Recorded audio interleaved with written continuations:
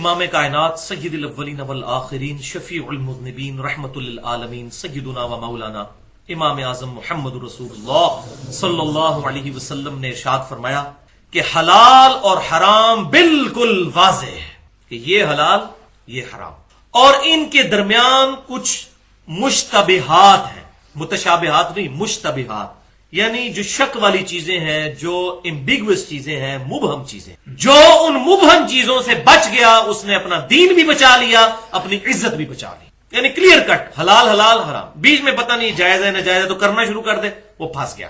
پھر آپ صلی اللہ علیہ وسلم نے فرمایا جیسا جو چرواہا چراگاہ کے آس پاس اپنے جانوروں کو چراتا ہے، کسی اور کی چراگاہ ہے اور وہاں کے پاس پاس جو علیحدہ سے جڑی بوٹیاں اگی ہوئی ہیں، ان کے چکر میں وہ پاس تو اس کی کوئی نہ کوئی بکری اس کی چراگاہ میں بھی دوسرے کی داخل ہو جائے گی، تو آپ صلی اللہ علیہ وسلم نے فرمایا کہ اس میں چانس ہے کہ وہ اس کے اندر مبتلا ہو جائے گا۔ پھر آپ صلی اللہ علیہ وسلم نے فرمایا یاد رکھو جیسے ہر بادشاہ کی چراگاہ ہے، بالکل اس طریقے سے اللہ کی چراگاہیں اس کی حدود ہے، ان کے قریب بھی مت پھٹکو۔ کوئی شخص کہ جی اتنا کرنا تو جائز ہے، جی بالکل ایج پہ پہنچ جائے، جی اتنا تو کر سکتے ہیں، جیسا کہ وہ صحیح حدیث میں ہے کہ پہلی نظر معاف ہے اگر غیر محرم پہ پڑے۔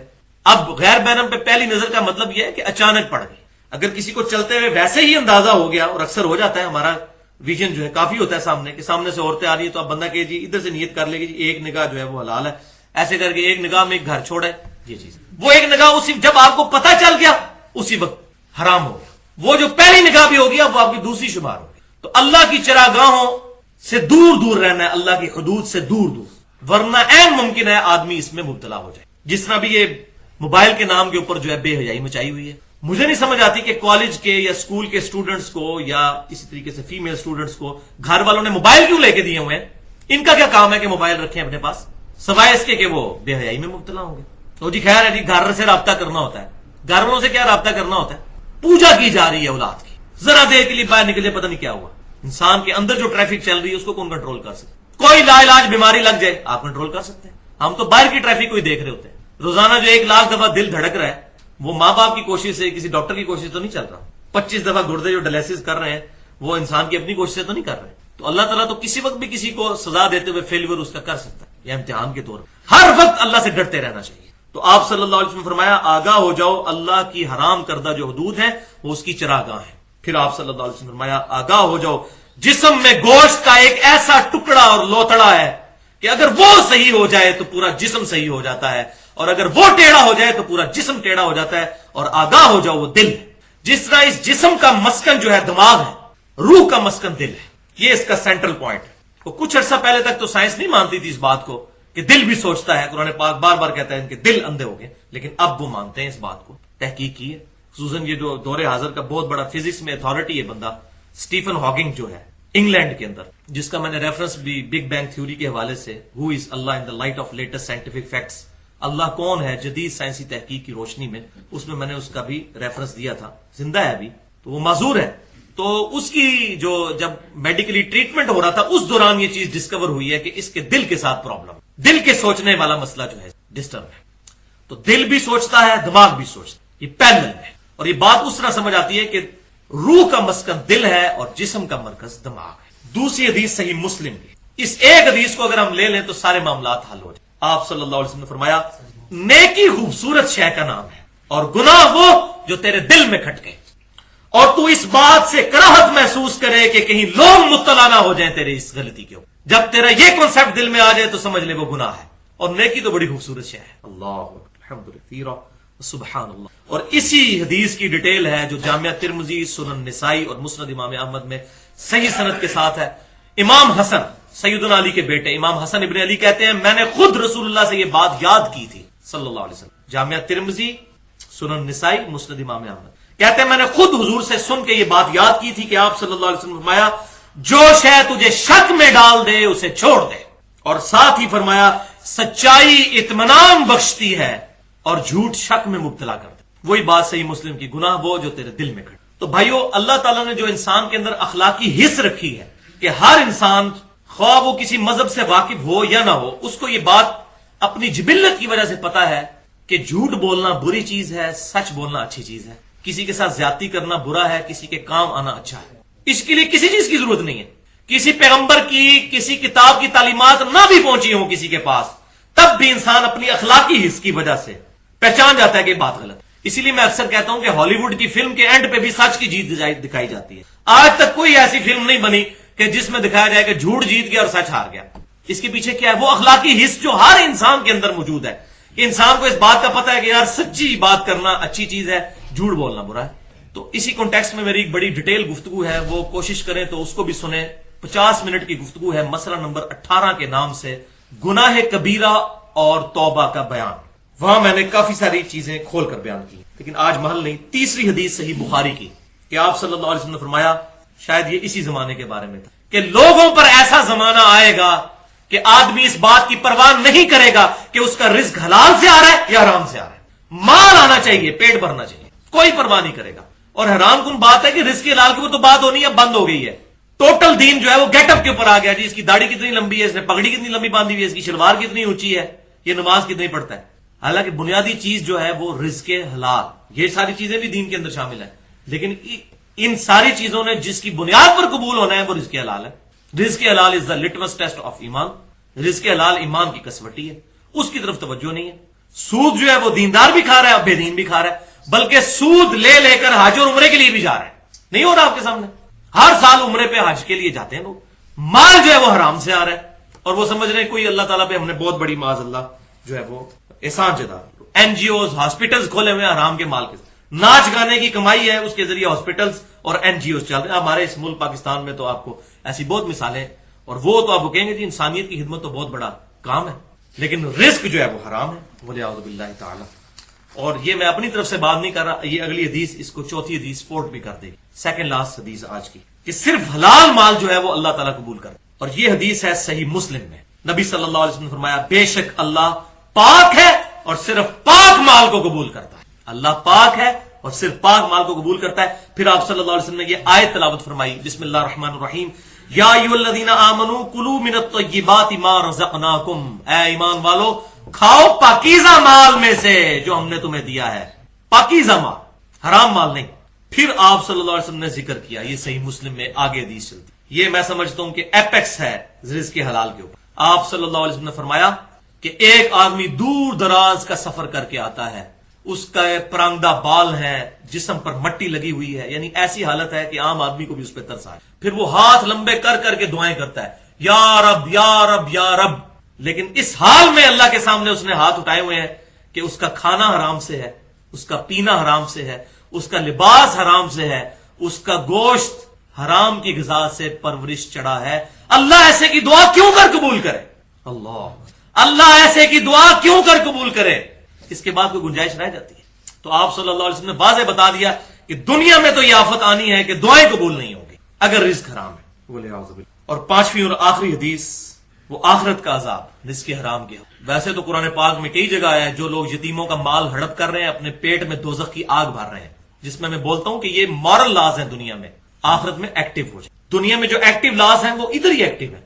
زبان پر انگارہ رکھ لیں زبان جل جائے گی، لیکن زبان پر حرام لقمہ رکھے زبان نہیں جلے گی، کیونکہ حرام کھانا یہ مورل لا کے اگینسٹ ہے۔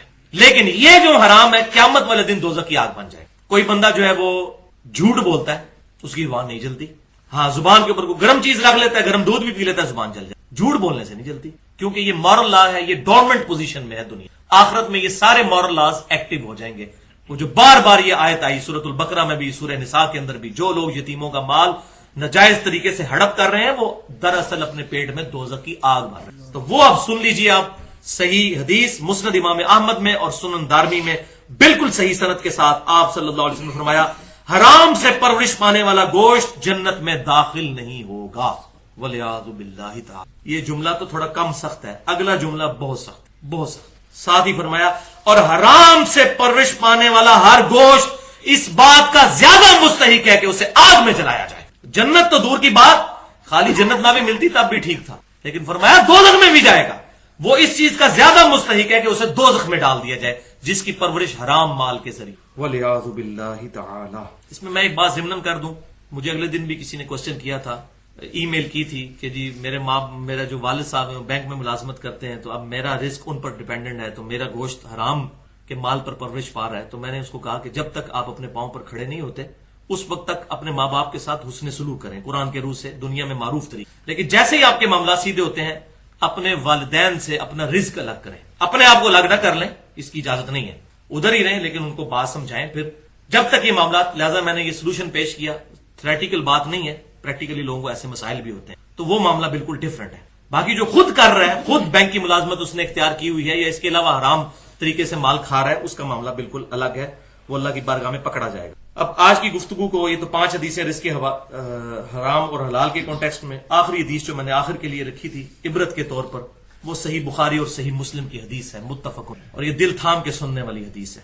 آپ صلی اللہ علیہ وسلم نے فرمایا جب زانی زنا کرتا ہے تو اس وقت مومن نہیں رہتا، جب چور چوری کرتا ہے اس وقت مومن نہیں رہتا، جب شرابی شراب پی رہا ہوتا ہے اس وقت وہ مومن نہیں رہتا، جب کوئی مال لوٹنے والا مال لوٹ رہا ہوتا ہے اس وقت وہ مومن نہیں رہتا، اور جب کوئی خیانت کرنے والا کسی کی امانت میں خیانت کر رہا ہوتا ہے اس وقت وہ مومن نہیں رہتا. اور پھر ساتھ ہی فرمایا بچ جاؤ بچ جاؤ، 2 دفعہ. آپ صلی اللہ علیہ وسلم کا تو 1 دفعہ فرمانا ہی کافی ہے. تو یہ گناہ کرنے والا مومن نہیں رہتا. ہاں قانونی طور پہ وہ مسلمان رہے گا. بات وہی ہے جڑو پنجابی کہا جاتا ہے کہ جڑا اللہ اور رسول نو منے وہ تے مسلمان ہے، لیکن جو اللہ اور رسول دی منے وہ مومن ہوئے گا. یعنی کہ جو اللہ اور اس کے رسول کو مانتا ہے وہ صرف مسلمان ہے. کلمہ پڑھ لیا اللہ رسول کو مانتا ہوں، لیکن جو اللہ اور اس کے رسول کی مانے گا کہ اللہ نے یہ حرام کیا یہ حرام ہے، رسول اللہ نے یہ حرام کیا یہ حرام ہے، یہ حلال ہے، حلال اور حرام کا جو فرق رکھے گا وہ مومن ہوگا، ورنہ وہ سمپل مسلمان ہے. اور پھر معاذ اللہ استغفر اللہ، بعض اوقات ایسا بھی ہو جاتا ہے کہ موت کے وقت اللہ تعالیٰ گناہوں کے سبب کسی کا ایمان ہی سلب کر لے. اللہ تعالیٰ سے دعا ہے کہ ہمیں ہر طرح کے گناہ سے، شراب نوشی سے، زنا سے، چوری سے، بدکاری سے، رزق حرام سے، ان تمام چیزوں سے محفوظ فرمائے. اللہ تعالیٰ ہمیں کتاب و سنت کی تعلیمات پر عمل کر کے دوسرے بھائیوں تک پہنچانے کی توفیق عطا فرمائے.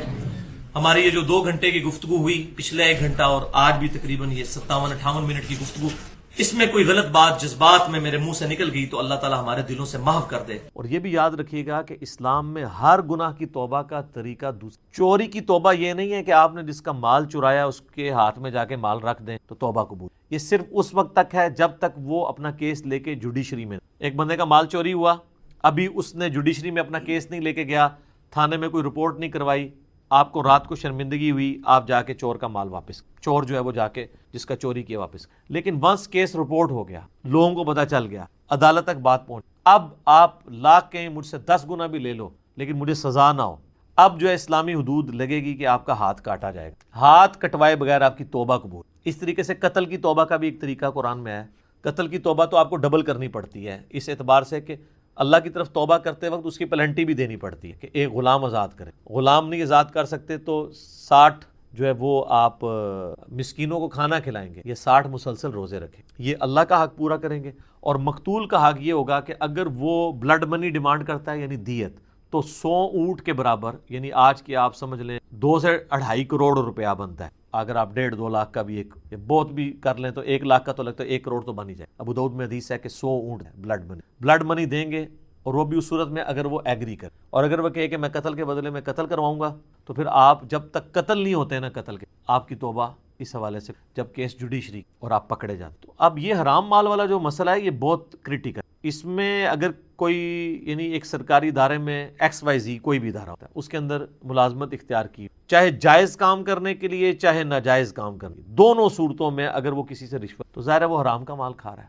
کیونکہ وہ اس پوسٹ پہ جو بیٹھا ہے اس کام کرنے کی آلریڈی وہ تنخواہ لے رہا ہے. اب ایکسٹرا جو پیسے لے گا وہ حرام ہوں گے. بخاری اور مسلم دونوں میں حدیث ہے کہ نبی علیہ السلام نے عاملین زکوٰۃ مقرر کیے ہوئے تھے جو جا کے زکوٰۃ کلیکٹ کرتے تھے لوگوں، بھیڑ بکریوں. اب جب لوگوں سے وہ کلیکٹ کرتے تھے تو لوگ ان کو بیت المال کے لیے زکوٰۃ کی بھیڑ بکریاں بھی دیتے تھے، ساتھ ایک آدھ بکری کسی کو گفٹ دے دی.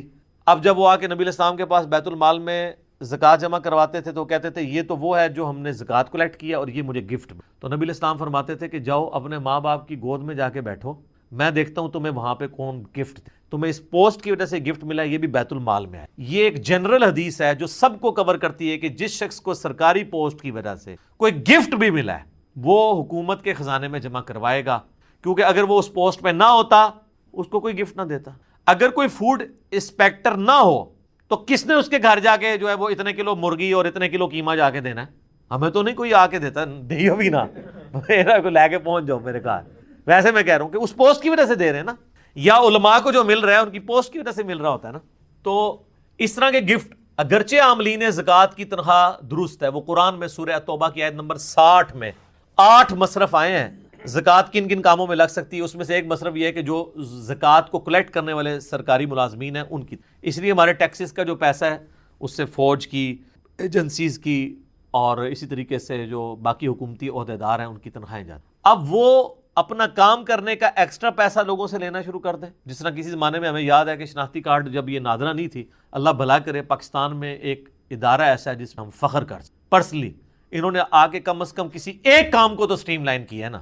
آپ پاکستان میں کسی جگہ ان کی آؤٹ لیٹ کے اوپر چلے جائیں تو آرگنائز طریقہ. نادرہ جب تک نہیں تھی نا، اور آپ کو اپنے تھانے کچہریوں سے شناختی کارڈ وہ ہاتھ کا لکھا ہوا، ہمارا تو پرانا وہی تھا 19 آپ سمجھ لیں آلموسٹ 28 نے جا کے وہ بنوایا تھا. تو اس شناختی کارڈ کو بنوانے کے لیے یا آپ کو اپنے صوبے کا ڈومیسائل نکلوانے کے لیے اپنے جائز حق کے لیے رشوت دینی پڑتی. چیز آپ کی ہے، آپ پیسے دے کے نکلوائیں گے. یہ پاکستانی شہری کا حق ہے کہ اس کو شناختی کارڈ دیا جائے جس کا آلریڈی بے فارم آپ کے پاس موجود ہے کہ یہاں پہ پیدا ہوا ہے فلاں سن کو، اس کے ماں باپ یہاں کے شہری ہیں. یہ حکومت کا کام ہے کہ اس کو شناختی کارڈ دے. اس کے لیے آپ کو، اور وہ اگر نہ ہو تو آپ کو کالجز کے اندر ایڈمیشن نہیں ملتا. اب تو خیر بینک میں اکاؤنٹ بھی نہیں کھلتا اگر آپ کے پاس شناختی کارڈ نہ ہو، تو رشوت دینی پڑتی تھی. اب تو چلے فیس دے کے کام ہو جائے اپنے جائز کاموں کے. تو اب جو لوگ وہاں پہ بیٹھ کے رشوت کھا رہے ہیں وہ تو بیٹھے اس لیے کہ لوگوں کے ڈومیسائل بنائیں یا اس زمانے میں شناختی کارڈ بنائیں. وہ رشوت کس چیز کی لے رہے ہیں؟ اگرچہ وہ جائز کام کے اوپر پیسے لے رہے ہیں لیکن ان کا پیسے لینا حرام ہے. یہ جو حدیث ہے نا، یہ صحیح حدیث ہے کہ رشوت دینے والا اور لینے والا دونوں جہنمی ہے. یہ اس صورت میں جب جو دونوں رضا کے ساتھ یہ کام کریں. جو مجبور بندہ ہے نا کہ جس نے اپنا حق لینا ہے اور اس کو مجبوراً رشوت دینی پڑتی ہے، پھر صرف لینے والا دوست کی ہے، رشوت دینے والا دوست کی نہیں ہوگا. اس کے گناہ کا وبال بھی وہی اٹھائے گا کیونکہ اس نے تو اپنا کام لینا ہے. اس کے پاس تو سنوائی کوئی نہیں ہے، کہاں جائے وہ، کس کے ساتھ جا کے وہ سر پھاڑے اور لڑے جا کے. تو اس طرح کے سارے کاموں میں لوگ رشوتیں لیتے ہیں. اسی طریقے سے آپ پولیس میں خدا نخواستہ آپ کو کبھی کوئی کام پڑ جائے تو آپ کو یعنی اپنے جائز ڈاکومنٹس نکلوانے کے لیے وہاں پہ رشوت دینی پڑ جاتی ہے. اللہ ماشاءاللہ لوگ اچھے لوگ بھی، بلکہ آج کل یہ جو ایزی پیسہ آپ نے کسی کے اکاؤنٹ میں پیسے بھجوانے ہیں، اس کے تو 1 روپیہ بھی نہیں لگتا. تو بعض جو ہے وہ داؤ لگاتے ہیں، اس میں بھی 10 روپے لے لیتے ہیں، حالانکہ وہ جس نے ویٹ ڈرا کرنے ہوتے ہیں اس نے پیسے دینے ہوتے ہیں. تو جس کا جو داؤ لگتا ہے وہ جہاں پہ بیٹھا ہوا ہے، صرف سرکاری ملازم نہیں باقی لوگ بھی یہی کام کرتے. تو اب اس طریقے سے جو حرام پوری زندگی کھایا، آخری عمر میں آ کے جناب بلڈ پریشر، شوگر، دل کی بیماریاں، بچے نہیں پڑھ لکھ سکے، بیوی کے اوپر فالج ہو گیا. اب جب یہ چیزیں ان کے سامنے آتی ہیں نا، پھر ان کو اب آخرت یاد آتی ہے کہ یار دنیا بھی at the end of the day ہم نے برباد کر لی، ابھی آخرت میں تو حساب باقی ہے. اور یہ بھی وہ جس کے اندر غیرت کی کوئی رتی ہو. یہ میں آپ کو پریکٹیکلی بتا رہا ہوں کہ میرے ساتھ ایسے لوگ ملے ہیں جنہوں نے لاکھوں اپنی زندگی میں کھایا ہے اور کئی لاکھ اس سے زیادہ اپنے علاج کے اوپر خرچ کی، تب بھی شفا نہیں ملی. یہ ایک ایسا معاملہ ہے جو دنیا میں اللہ برابر کر دیتا ہے، اور اگر نہ بھی کرے تو آخرت کی مصیبتیں تو بھی باقی ہیں. پھر وہ کہتا ہے کہ اب توبہ کرنا چاہتے ہیں، کیا کریں، یاد ہی نہیں کس کس کا کھایا ہے، کہاں سے بندوں کو ڈھونڈیں ان کو واپس کر. تو یہ ظاہر ہے کہ مشکل ایک کام ہے. اور پھر بندے بھی ڈھونڈ لیں تو کھایا اتنا ہے کہ وہ کیسے واپس کریں، کھا کے وہ کر چکے ہیں. تو پھر تو میرے بھائی پھر معافی کروانا پڑے. دنیا میں نہیں ہوگا تو آخرت میں تو پھر بڑے عجیب و غریب طریقے سے معاف ہونا ہے. وہ صحیح مسلم میں حدیث ہے کہ دنیا میں کسی نے کسی کا حق دبایا تھا، کسی کو ناجائز مارا تھا، یا کسی کو دھمکی دی تھی، یا کسی کے ساتھ مار پیٹ والا معاملہ کیا تھا، گالی گلوچ والا معاملہ کیا تھا، تو وہ لوگ حق لینے کے لیے اللہ کی بارگاہ میں آئیں گے اور انسان پہاڑوں نیکیوں کے ساتھ اللہ کی بارگاہ میں ہوگا. ایک بندہ آئے گا، وہ کہے گا جی میرے ساتھ اس نے یہ کیا تھا، تو اللہ کہے گا آج تو اس کے پاس کچھ نہیں دینے کو، تو آج کی کرنسی تو ہے نیکیاں، تم اس کی اتنی کرتے کرتے اس کی ساری نیکیاں ختم ہو جائیں گی. ابھی بھی لوگ باقی ہوں گے جنہوں نے حق لینا ہوگا. اب وہ کہیں گے اللہ نیکیاں تو ختم ہوگی. اللہ کہے گا اب پھر یہ ہے کہ تمہارے گناہ اس کے کھاتے میں ڈالتا ہوں، تمہارے گناہ کم کرنے. وہ لوگ جنت میں چلے جائیں گے جو مظلومین ہوں گے، اور جو حاجی نمازی صاحب ہیں ان کو اوندھا منہ کر کے دوزخ میں. یہ سر صحیح مسلم، یہ کہانی شریف نہیں ہے، بہت سینسٹیو. اس طریقے سے بعض لوگوں کا سورس آف انکم ہوتا ہی 100% حرام ہے، جیسے جنید جمشید صاحب کے ساتھ ہوا. آپ کو پتا ہے نا جب انہوں نے اپنی لائف بدلی ہے، یہ مصیبت کھڑی ہو گئی تھی. میں تو سارا کمائی جتنی اس کا ڈومیننٹ پورشن ہے وہ تو میں نے گانوں کے ذریعے ہی کیا.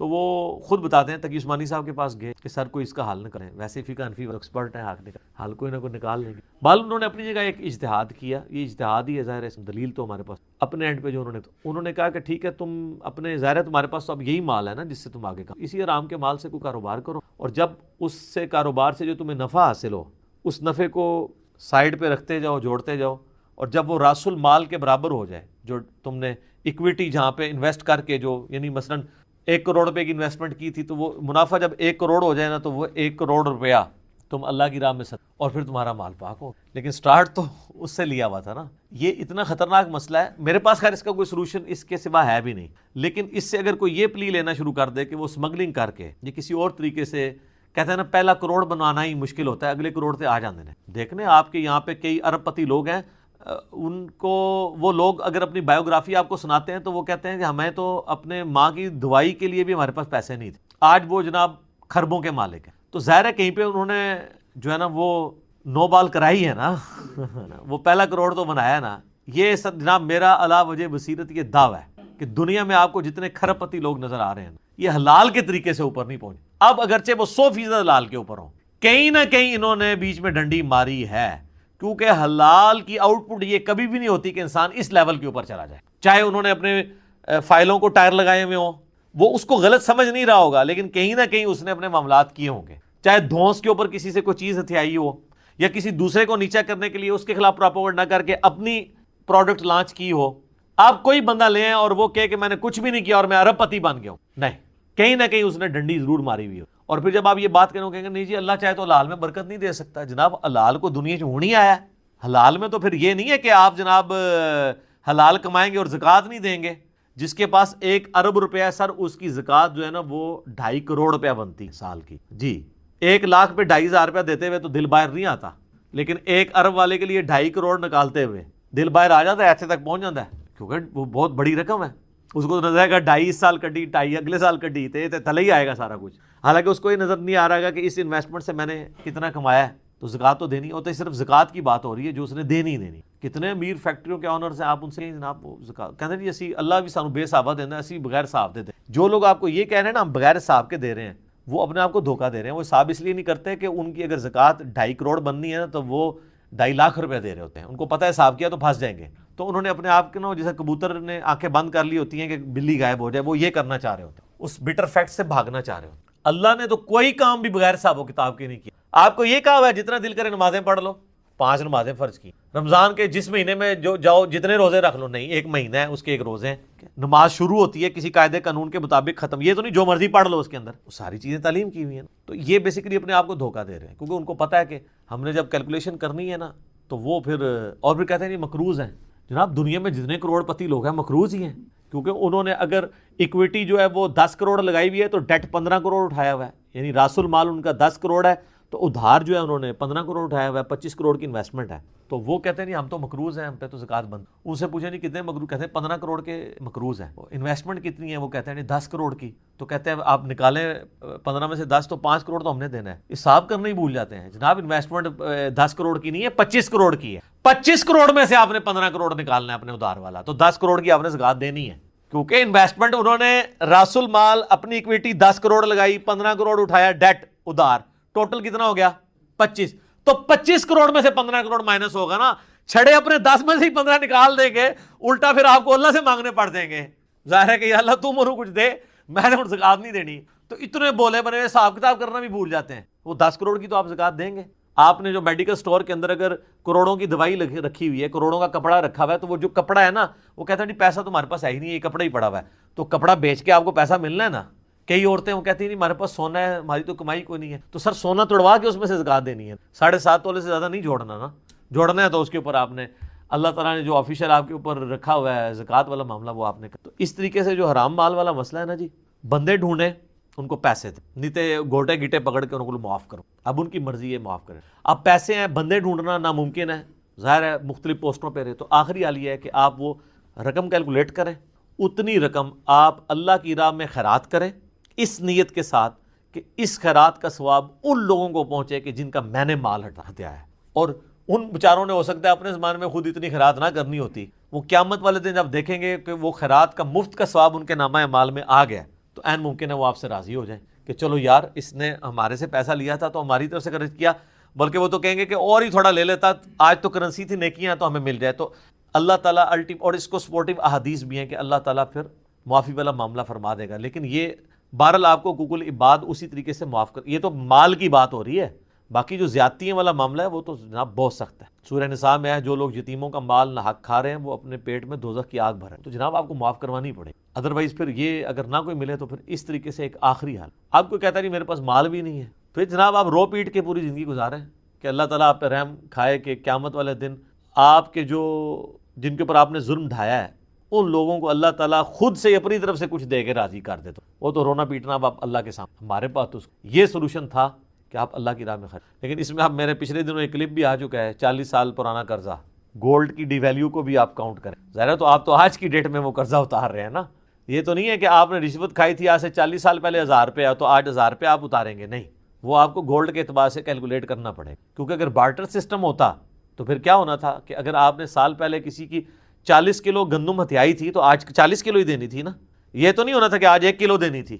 آج اتنے روپے میں جو ہے وہ 1 کلو گندم آئے گی جو آج سے 40 سال پہلے 40 کلو آتی تھی. تو اگر 40 کلو گندم ہتھیائی بھی تھی تو آج 40 کلو ہی دیں گے نا, بارٹر سسٹم کے اندر اشیاء کے بدلے. اس طریقے سے منی چونکہ ڈی ویلیو ہوتی ہے تو وہ آپ کو گولڈ کی فارم میں کیلکولیٹ کرنا ہوگا کہ اس وقت, اور لوگوں کو پتہ ہوتا ہے, آپ جتنے بھی لوگ ہیں ان سے ذرا پوچھیں کہ جناب ہم جب چھوٹے سے تھے اس وقت جو ہے وہ تنخواہ اتنی تھی تو سائیکل جو ہے وہ 250 روپے کی آتی تھی اور یہ اتنا ہوتا تھا, یہ اتنا ہوتا تھا.